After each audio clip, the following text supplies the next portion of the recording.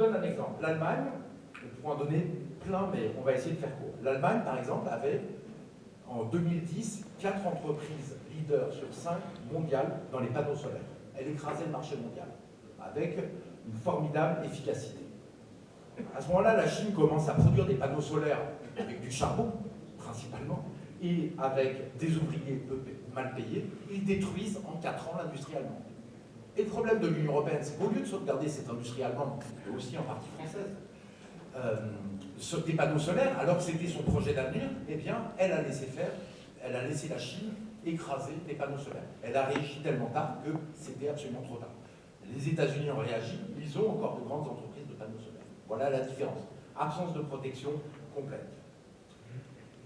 Cette absence de protection va tellement loin qu'en fait, les marchés publics européens, donc la commande publique qu'on paye avec vos impôts, qui représente au niveau de l'Europe des centaines de milliards d'euros, au niveau de la France, au moins 100 milliards, eh bien, ces marchés publics sont ouverts au monde entier.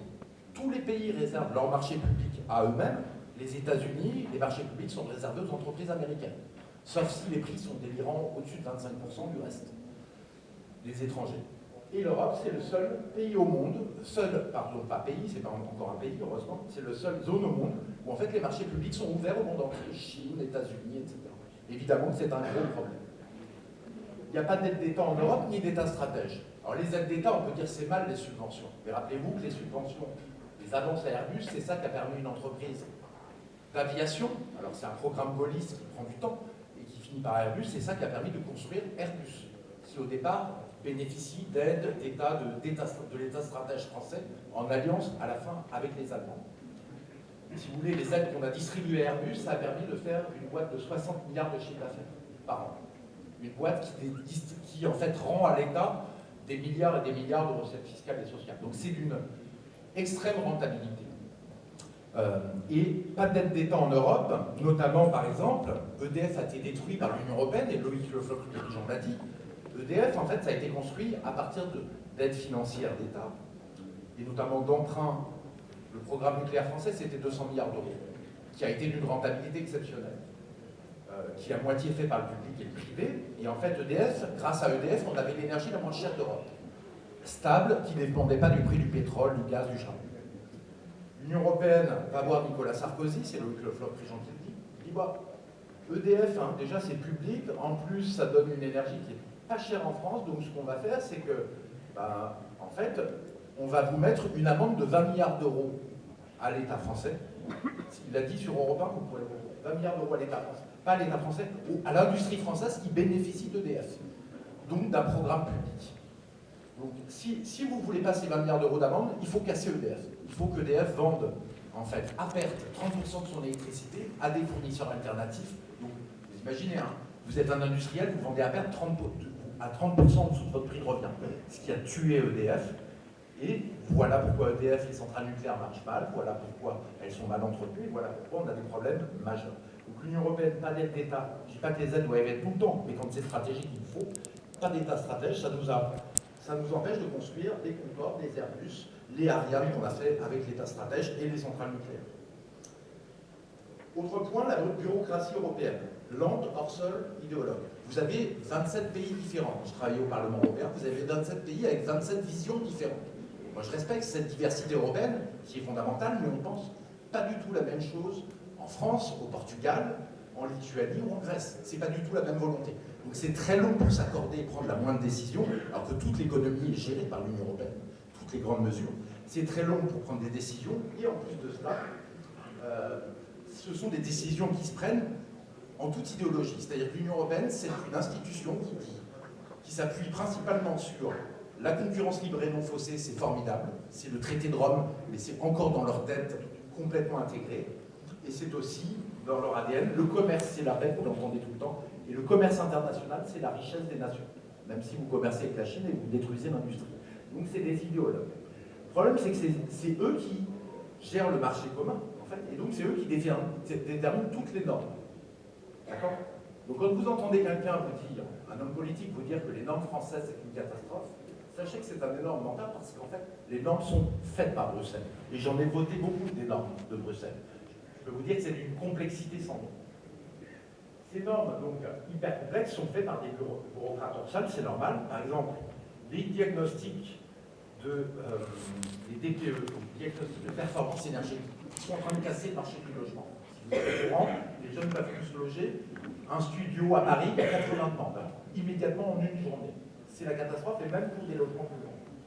Eh bien, ces DPE ont été faits par les directives, c'est la suite logique imposée par les directives d'efficacité énergétique européenne. Donc, tout ça pose un problème majeur parce que des normes hyper complexes et faites par des gens hors sol, ça casse en fait toute l'économie. L'autre thème, c'est la financiarisation. C'est-à-dire que plutôt que de choisir l'industrie, on a choisi la finance. Et l'argent à court terme plutôt que le moyen et le long terme. Donc l'Union européenne, ainsi, a laissé faire tout ce qui est LBO, rachat d'entreprises par endettement. Et s'il y en a certains qui connaissent ça, qui ont vu des entreprises comme ça, elles sont détruites de l'intérieur par la finance. Les stock options pour les multinationales, ça détruit aussi, j'en parlerai un tout petit peu après, les entreprises de l'intérieur parce que les dirigeants n'ont pas le sens de faire vivre leur société à l'avenir, mais de faire le maximum de fric pour que la bourse monte, les actions en bourse montent. Et aussi, ils laissent les banques prêter plus aux spéculateurs des marchés financiers qu'à l'économie réelle. Alors maintenant, l'Union européenne se surpasse, cerise sur le gâteau, et c'est là où c'est en train de tomber partout, c'est la politique de l'énergie. C'est la seule région au monde qui a décidé qu'un tiers de l'énergie européenne qui venait de Russie, on devait se passer d'un coup d'un tiers de notre approvisionnement en énergie. Ce qui est une pure folie, puisque, comme disait Charles Gave, l'économie c'est de l'énergie transformée. Et en plus de ça, on a un marché de l'électricité qui transforme l'électricité française qui vaut 6 centimes le kilowattheure en une électricité qu'on vous revend 4 fois plus cher maintenant, 24 centimes, voire 30 centimes aux artisans, ce qui est en train de détruire nos artisans. Alors qu'avant, cette électricité avait même plus 6 centimes, elle était vendue à 12 centimes. Vous voyez, si on sort du marché européen de l'électricité, immédiatement, on peut passer le prix de l'électricité à moitié. Pour les ménages, et tout le monde gagnera de l'argent, pour les ménages et pour les entreprises, ce qui est fondamental. Donc l'industrie en fait européenne, ce qu'on voit dans les chiffres, c'est qu'elle est en train de partir et de se délocaliser ou de faire faillite.